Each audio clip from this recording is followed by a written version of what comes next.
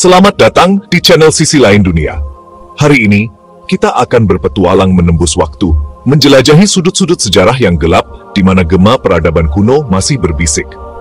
Planet kita menyimpan banyak rahasia, terkubur di bawah lapisan tanah dan debu kerajaan yang terlupakan. Bergabunglah dengan saya saat kita mengungkap beberapa misteri ini, artefak yang begitu canggih secara teknologi pada masanya, sehingga mereka terus membingungkan bahkan para ilmuwan paling cerdas sekalipun. Peninggalan-peninggalan ini, yang dibuat oleh tangan-tangan yang telah lama menjadi debu, mengisyaratkan tingkat kecerdikan dan kecanggihan yang menantang pemahaman kita tentang dunia kuno. Bersiaplah untuk menjelajahi 6 artefak berteknologi tinggi teratas dari zaman kuno.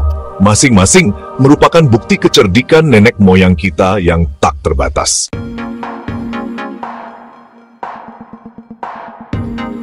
Perjalanan kita dimulai di perairan biru Laut Aegea, di lepas pantai Pulau Antikythera, Yunani. Di sini, pada tahun 1921, para penyelam spons menemukan sebuah kapal karam yang berasal dari abad pertama SM. Di antara harta karun yang mereka selamatkan terdapat sebuah perangkat yang begitu rumit, begitu canggih secara teknologi, sehingga butuh lebih dari 1 abad untuk mengungkap rahasianya. Perangkat ini, yang sekarang dikenal sebagai mekanisme Antikythera, merupakan keajaiban teknik kuno. Fragmen-fragmen roda gigi perunggu yang diawetkan, dan prasasti-prasasti yang rumit, menceritakan kisah pengetahuan astronomi yang jauh melebihi apa yang pernah kita yakini mungkin ada di dunia kuno. Bayangkan dunia sebelum teleskop. Dunia di mana pergerakan bintang dan planet dipetakan dengan mata telanjang. Sekarang, bayangkan mekanisme Antikythera, sebuah kosmos mekanis yang mampu memprediksi gerhana, melacak fase bulan, dan bahkan memperhitungkan orbit planet yang tidak teratur. Ini bukan sekadar kalender atau perangkat penunjuk waktu. Itu adalah kalkulator astronomi dengan presisi yang mencengangkan. Sebuah bukti kecemerlangan pikiran Yunani kuno yang menciptakan dan membangunnya.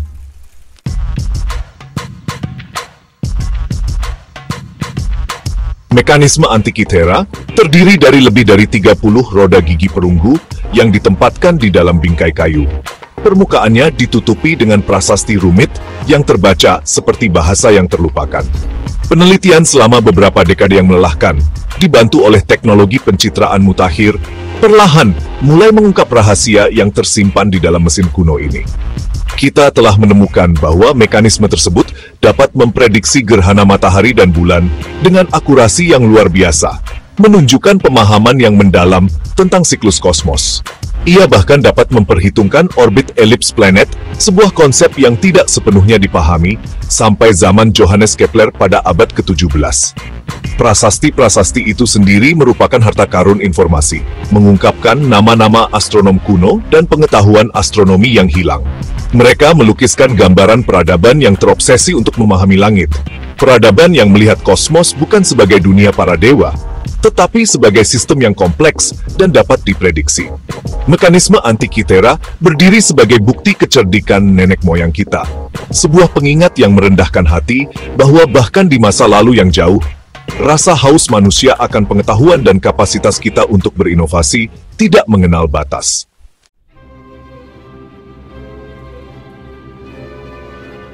Perjalanan kita sekarang membawa kita ke gurun Irak yang panas, ke pinggiran Baghdad, di mana pada tahun 1936, sebuah penemuan dibuat yang akan mengirimkan gelombang kejut ke seluruh dunia arkeologi. Itu adalah koleksi pot tanah liat, tabung tembaga, dan batang besi yang sederhana. Semuanya berasal dari periode Parthia atau Sasania, kira-kira 2000 tahun yang lalu. Sekilas, benda-benda ini tampak biasa saja, mudah diabaikan di antara reruntuhan Mesopotamia kuno. Tetapi setelah pemeriksaan lebih dekat, para arkeolog mulai curiga bahwa artefak ini mungkin sesuatu yang jauh lebih luar biasa daripada yang terlihat pertama kali. Susunan benda-benda tersebut, khususnya keberadaan sumbat aspal dan bukti larutan asam, menunjukkan tujuan yang sangat spesifik, produksi listrik. Mungkinkah orang-orang kuno ini, ribuan tahun sebelum kelahiran Alessandro Volta, telah memanfaatkan kekuatan arus listrik?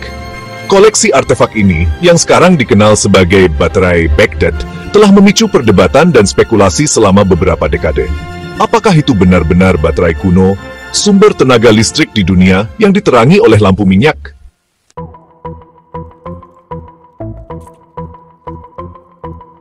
Sementara tujuan sebenarnya dari baterai Baghdad tetap menjadi misteri, banyak percobaan telah menunjukkan bahwa benda-benda sederhana ini ketika dirakit dengan benar dan diisi dengan larutan asam seperti cuka atau jus lemon, memang dapat menghasilkan arus listrik kecil.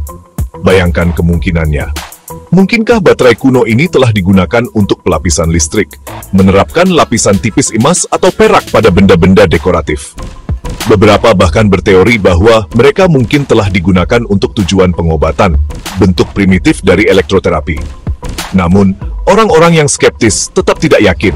Mereka menunjukkan kurangnya kabel atau elemen penghubung sebagai bukti yang menentang hipotesis baterai.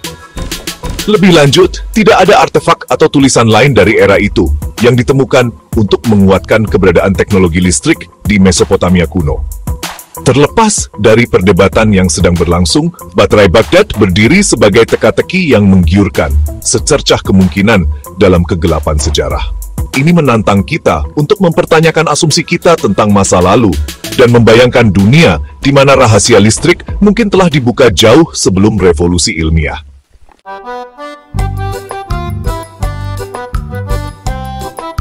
Dari kedalaman waktu, bisikan pengetahuan yang terlupakan bergema sepanjang zaman.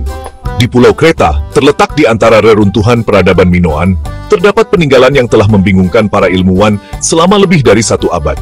Ini adalah Cakram Phaistos, artefak bundar dari tanah liat yang dibakar, tidak lebih besar dari tangan manusia, namun membawa pesan yang tetap terkunci rapat. Ditemukan pada tahun 1928 oleh arkeolog Italia Luigi Pernier, permukaan cakram dihiasi dengan spiral simbol-simbol aneh, masing-masing dicap dengan cermat ke dalam tanah liat sebelum dibakar. Tidak seperti hieroglif Mesir atau aksara paku Mesopotamia, simbol-simbol ini tidak menemukan padanan dalam sistem penulisan yang dikenal. Maknanya, seperti bisikan hantu, tetap menggoda di luar jangkauan. Selama bertahun-tahun, banyak upaya telah dilakukan untuk menguraikan tulisan misterius dari Cakram Phaistos. Beberapa ahli percaya itu adalah bentuk tulisan hieroglif, sementara yang lain mengusulkan itu mewakili suku kata awal. Namun, terlepas dari upaya terbaik para ahli bahasa dan arkeolog, kodenya tetap tidak terpecahkan, membuat kita bertanya-tanya rahasia apa yang mungkin dimilikinya.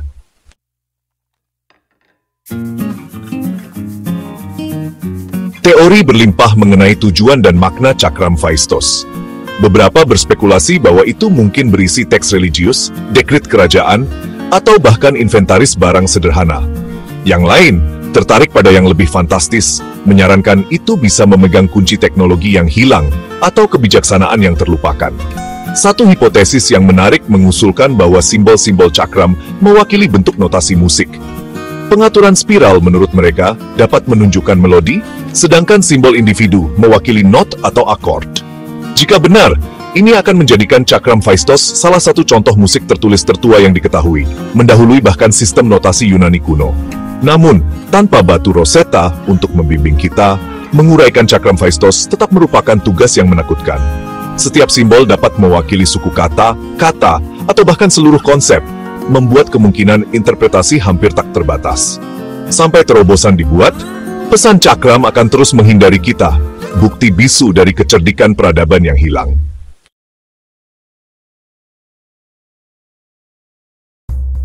Jauh di dalam kompleks kuil Dendera, yang didedikasikan untuk Dewi Hathor, terdapat sebuah ruangan yang dihiasi dengan ukiran-ukiran yang rumit.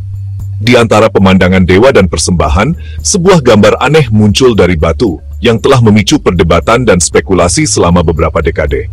Ini adalah cahaya Dendera, sebuah penggambaran yang sangat tidak biasa, sehingga tampaknya menentang penjelasan konvensional.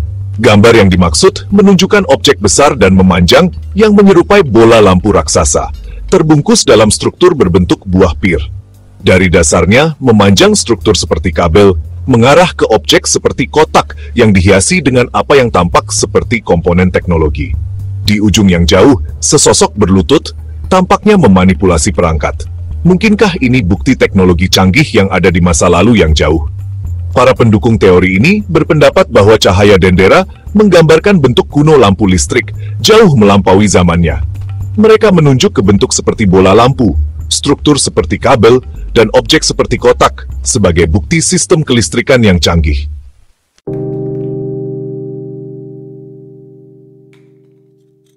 Namun, arkeologi arus utama tetap skeptis. Mereka berpendapat bahwa cahaya dendera bukanlah cetak biru teknologi, melainkan representasi simbolis dari mitologi Mesir. Objek seperti bola lampu, menurut mereka, mewakili rahim Dewi Nut, sedangkan struktur seperti kabel melambangkan tali pusar yang menghubungkannya dengan Dewa Langit Shu. Objek seperti kotak, menurut interpretasi Ina, mewakili pilar Jed, simbol stabilitas dan kebangkitan dalam mitologi Mesir. Sosok yang berlutut, menurut mereka, tidak memanipulasi perangkat teknologi, tetapi memberi penghormatan kepada kekuatan ilahi yang berasal dari rahim Nut. Sementara, arti sebenarnya dari cahaya dendera tetap menjadi bahan perdebatan. Keberadaannya di dalam kuil Hathor berbicara tentang kekuatan abadi kepercayaan kuno dan misteri yang terus mereka pegang. Baik keajaiban teknologi atau simbol agama, cahaya dendera berfungsi sebagai pengingat kecerdikan dan kreativitas nenek moyang kita.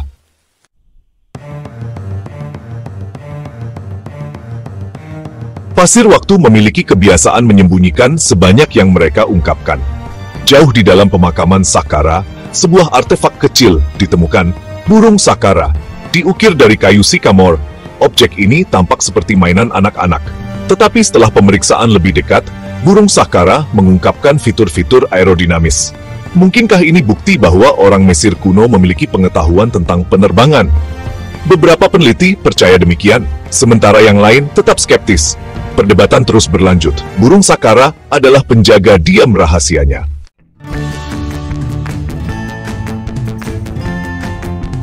Terlepas dari perdebatan yang sedang berlangsung, keahlian burung Saqqara tidak dapat disangkal. Ketepatan ukiran sayap dan ekornya menunjukkan tingkat pemahaman aerodinamika yang sulit untuk diabaikan.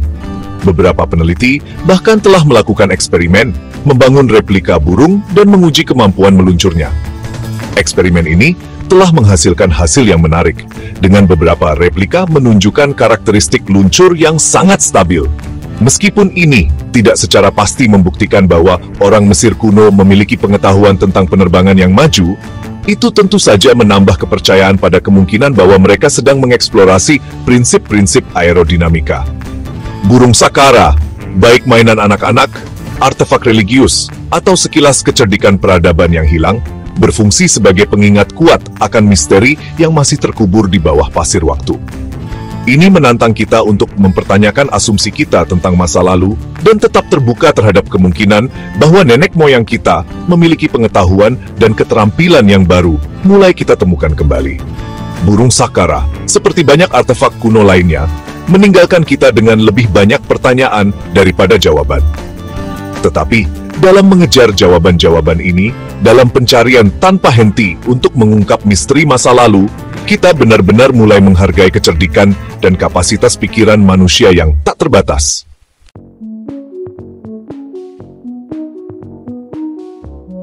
Dari jantung Kekaisaran Romawi, muncul sebuah artefak yang menentang penjelasan piala Lycurgus. Cangkir kaca sangkar ini, dari abad ke-4 Masehi, bukti keartisan pembuat kaca Romawi. Saat diterangi cahaya dari depan, cangkir itu berkilauan hijau jiok. Tetapi mandikan dengan cahaya dari belakang, dan transformasi terjadi. Rona hijau menghilang, digantikan oleh merah tua, tembus cahaya. Rahasianya terungkap dengan mikroskop modern. Partikel emas dan perak mikroskopis dalam kaca. Piala Lycurgus, bukti kecerdikan pengrajin kuno. Penemuan yang mengarah pada terobosan luar biasa.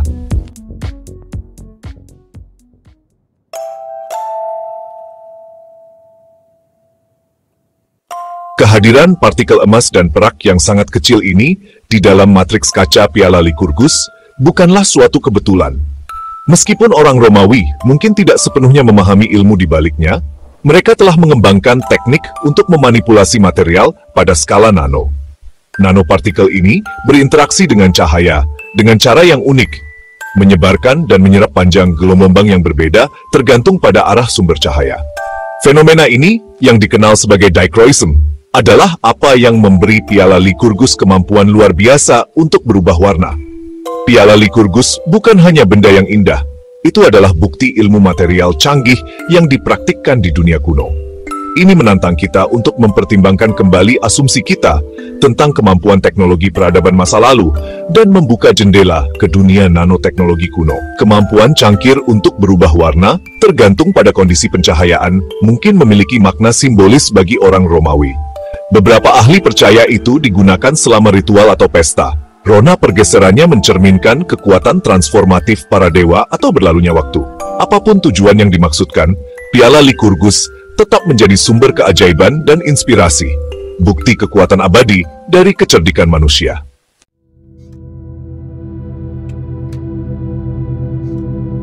Dari teknik presisi, mekanisme Antikythera hingga tulisan misterius, cakram Phaistos, dari dugaan sifat listrik, baterai Baghdad dan cahaya Dendera, hingga bentuk aerodinamis, burung sakara dan keajaiban nanoteknologi. Piala Lycurgus, kita telah melakukan perjalanan melalui waktu, menjelajahi beberapa artefak yang paling membingungkan dan menarik yang pernah ditemukan. Benda-benda ini diselimuti misteri dan dijiwai dengan kecerdikan nenek moyang kita, berfungsi sebagai pengingat yang kuat bahwa masa lalu seringkali jauh lebih kompleks dan menarik daripada yang dapat kita bayangkan. Mereka menantang kita untuk mempertanyakan asumsi kita tentang batas pengetahuan manusia, dan untuk mendekati yang tidak diketahui dengan rasa heran dan rasa ingin tahu. Terima kasih telah menonton. Jika Anda menikmati video ini, jangan lupa untuk menyukai, berbagi, dan berlangganan untuk konten yang lebih menarik. Beritahu kami di komentar artefak mana yang menurut Anda paling menarik.